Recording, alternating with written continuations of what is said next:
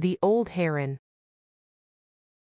There was once a heron that got its food by catching fish from a small pond near his nest, in the forest. As time went by, he became so old and weak that he could not catch fish as much as he used to. Because he was slow and weak, most of the fish he tried to catch got away. Therefore, he became weaker and weaker as he got less and less food. On one of those hungry days, the heron thought to himself, if it goes on like this any further, I would soon starve to death. Instead of this straightforward way of catching fish, I must use treachery to catch more fish. One day, the fish saw the heron by the bank of their pond, looking sad and gazing far away, lost in his own thoughts. They approached the heron daringly, for the heron looked quite harmless. "Mr. Heron," they called out to him, "why are gazing and looking so forlorn?" The heron answered, "It is because I am worried about the fish in this pond. A calamity is coming their way. I am looking for a way to save them." All the fish asked anxiously,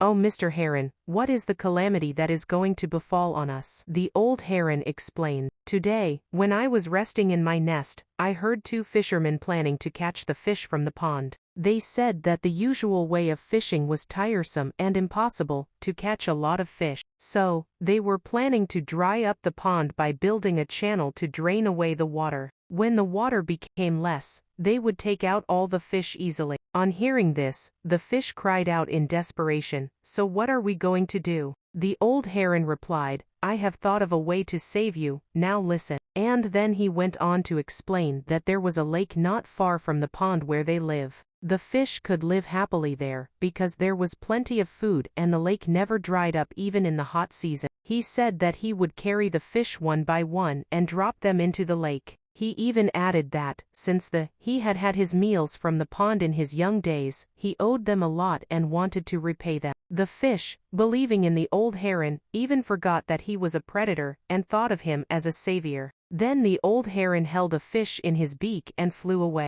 The fish thought he was going to the big lake. After flying for a while, the heron dropped the fish on a slab of rock. On hitting the rock, the fish died, and the heron ate the fish, leaving only the bones. Many days went by like this, and the heron was no longer hungry. One day he saw a crab swimming near the bank and he thought to himself, "I have eaten many fish these days. It would be a nice change to eat crab meat for a different taste." He told the crab that it was his turn to go to the lake. The crab willingly let the heron carry him to the lake, holding the heron's neck with his claws, tightly but safely. After flying for a little while, the crab did not find any lake in sight. Instead, he only saw a slab of rock with a heap of fish bones. He now realized that this heron was deceiving his fellow pond dwellers, the fish. Before he was dropped, the brave crab gripped the heron's neck with his 4 claws so tightly that the heron cried out in pain. He said to the heron, "You scoundrel, many of my fellow pond dwellers were led astray by your enticing words, and you killed and ate them all.